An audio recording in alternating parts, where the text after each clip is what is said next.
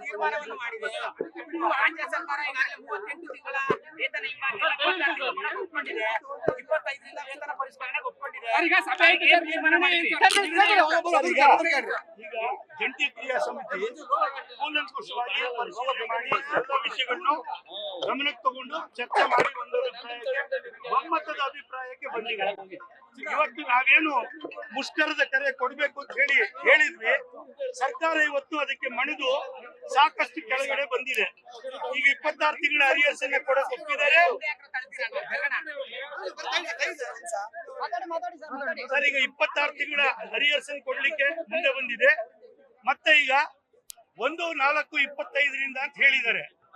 ಮಾನ್ಯ MD ಅವರು ಬಂದು ಅಡ್ರೆಸ್ ಮಾಡುವ ಸಂದರ್ಭದಲ್ಲಿ ನಿವೃತ್ತ ನೌಕರರ ಹಿತವನ್ನು ನಾವು ಖಂಡಿತವಾಗ್ಲೂ ಕಾಪಾಡ್ತೀವಿ ಅನ್ನುವಂತ ಭರವಸೆನ ಕೊಟ್ಟಿದ್ದಾರೆ. ಈ ಎಲ್ಲಾ ಅಂಶಗಳನ್ನ ಪರಿಶೀಲನೆ ಮಾಡಿ ಜಂಟಿ ಕ್ರಿಯಾ ಸಮಿತಿ ನಾವು ಯಾವುದೇ ಮುಷ್ಕರಕ್ಕೆ ಇವತ್ತು ಕರೆ ಕೊಡ್ತಾ ಇಲ್ಲ.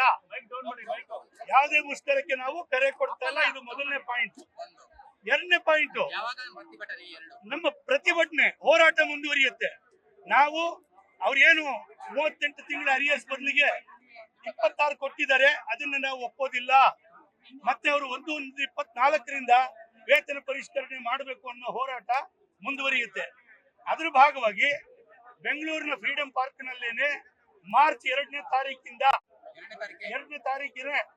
ತಾರೀಕಿಗೆ ಮೊದಲನೇ ಬಾರಿಗೆ ಹಾಸನ ಮತ್ತು ಚಿಕ್ಕಮಗಳೂರು ವಿಭಾಗದ ಕಾರ್ಯಕರ್ತರು ಇಲ್ಲಿಯ ಧರಣಿ ಕಾರ್ಯಕ್ರಮದಲ್ಲಿ ಭಾಗವಹಿಸ್ತಾರೆ. ಹಾಸನ ಚಿಕ್ಕಮಗಳೂರು ಮೊದಲನೇ ದಿವಸ, ಎರಡನೇ ದಿವಸ ಬೇರೆ ಡಿವಿಷನ್, ಎರಡು ಡಿವಿಷನ್ಗಳು ಇಲ್ಲಿ ಬರ್ತಾರೆ. ನಮ್ಮ ಒತ್ತಾಯ ಇಷ್ಟೇ, ರಾಜ್ಯ ಸರ್ಕಾರಕ್ಕೆ ನೀವು ತಂದಿರತಕ್ಕಂತ ಏಕಪಕ್ಷೀಯ ನೋಟಿಫಿಕೇಶನ್ ನಾವು ಒಪ್ಪೋದಿಲ್ಲ. ನಮಗೆ 38 ತಿಂಗಳ ಅರಿಯರ್ಸ್ ಬೇಕು. ಇದು ಮೊದಲನೇ ಪಾಯಿಂಟ್. ಎರಡನೇದು 1/1/24ರಿಂದ ನಮ್ಮ 4 ವರ್ಷದ ವೇತನ ಪರಿಷ್ಕರಣೆ ಆಗಬೇಕು. ಹೋರಾಟ ಮುಂದುವರಿಯುತ್ತೆ. ಜಂಟಿ ಕ್ರಿಯಾ ಸಮಿತಿ ಈಗಲೂ ಸಹ ಮಾತುಕತೆಗೆ ಸಿದ್ಧ ಇದೆ ಅನ್ನುವಂತ ಸಂದೇಶನ ಜಂಟಿ ಕ್ರಿಯಾ ಸಮಿತಿ ತಮ್ಮ ಮೂಲಕ ನಾಡಿನ ಜನರಿಗೆ ಮತ್ತು ಸಾರಿಗೆ ನೌಕರರಿಗೆ ಕೊಡ್ಲಿಕ್ಕೆ ಬಯಸುತ್ತೆ.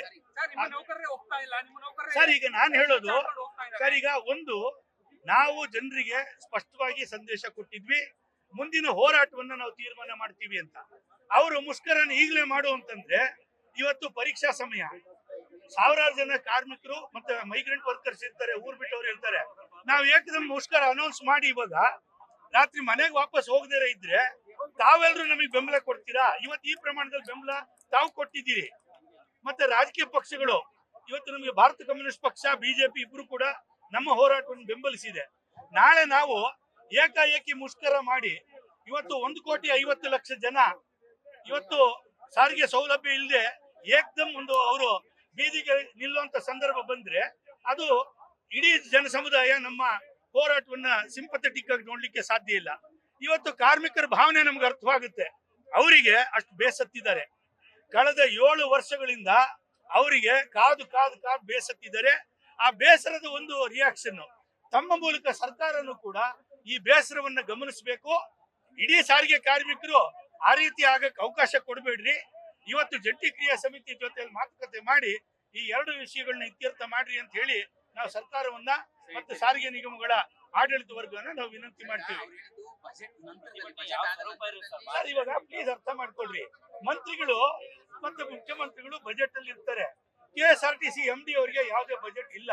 ಬಜೆಟ್ ಅಧಿವೇಶನ ಶುರು ಆದ್ಮೇಲೆ ಅವ್ರು ಬಿಸಿ ಆಗ್ತಾರೆ. ಅದಕ್ಕೆ ಮುಂಚೆ ಮಾತುಕತೆ ಕರೆದ್ರೆ ನಾವು ಹೋಗಿ ಮಾತಾಡ್ತೀವಿ. ಏನ್ ಒಂದೇ ಮೀಟಿಂಗ್ ಅಲ್ಲಿ ಏನು ಇತ್ಯರ್ಥ ಆಗೋದಿಲ್ಲ. ಅದರಿಂದ ಮಾನ್ಯ ವ್ಯವಸ್ಥಾಪಕ ನಿರ್ದೇಶಕರು ನಾವು ಅವ್ರನ್ನ ವಿನಂತಿ ಮಾಡ್ಕೊಂಡ್ವಿ, ನೀವೊಂದು ಮೀಟಿಂಗ್ ಕರೀಲಿ ಅಂತ.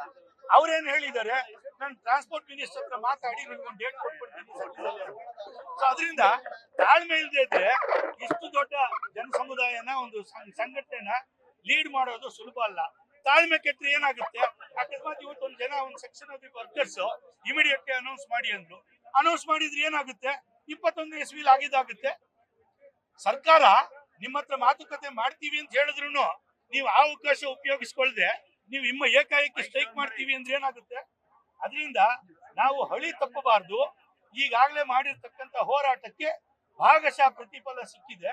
ನಾವು ಇದನ್ನ ಉಳಿಸ್ಕೊಂಡು ಈಗ ಪಡಿಬೇಕಾಗಿರೋದಕ್ಕೆ ಹೋರಾಟ ಮುಂದುವರಿಸ್ತೀವಿ. ಅದರಿಂದ ನಾವು ಯಾವುದೇ ಡಿಮಾಂಡ್ಗಳನ್ನ ಕಾಂಪ್ರಮೈಸ್ ಮಾಡಿಲ್ಲ.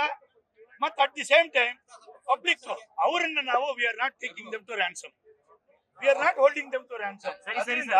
ನಾವು ಜವಾಬ್ದಾರಿಯುತವಾಗಿ ನಡ್ಕೊಂಡಿದೀವಿ.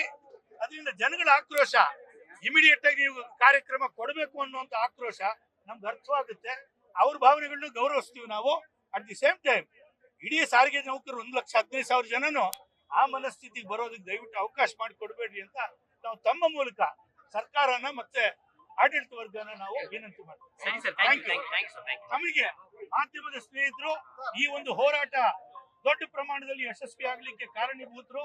ತಾವು ನಿರಂತರವಾಗಿ ಸಾರಿಗೆ ನೌಕರರ ನೋವಿಗೆ, ಸಂಕಟಕ್ಕೆ ಮತ್ತೆ ಆಕ್ರೋಶಕ್ಕೆ ದನಿಯಾಗಿ ಕೆಲಸ ಮಾಡಿದ ಕಾರಣ ಸರ್ಕಾರ ಈ ಒಂದು ತೀರ್ಮಾನಕ್ಕೆ ಬಂದಿದೆ ಮತ್ತು ಹೋರಾಟಕ್ಕೆ ಅವಕಾಶ ಆಸ್ಪದ ಮತ್ತು ಮುಂದುವರೆದಿದೆ. ನಿಮ್ ಸಹಕಾರ ಹೀಗೆ ಇರಲಿ. ನಮ್ಮೆಲ್ಲರಿಗೂ ಜಂಟಿ ಕ್ರಿಯಾ ಸಮಿತಿ ಪರವಾಗಿ ಧನ್ಯವಾದಗಳು. ನ್ಯೂಸ್ ಫಸ್ಟ್ ನಿರ್ಭೀತಿಯಿಂದ ನಿಮ್ಮ ಪರವಾಗಿ.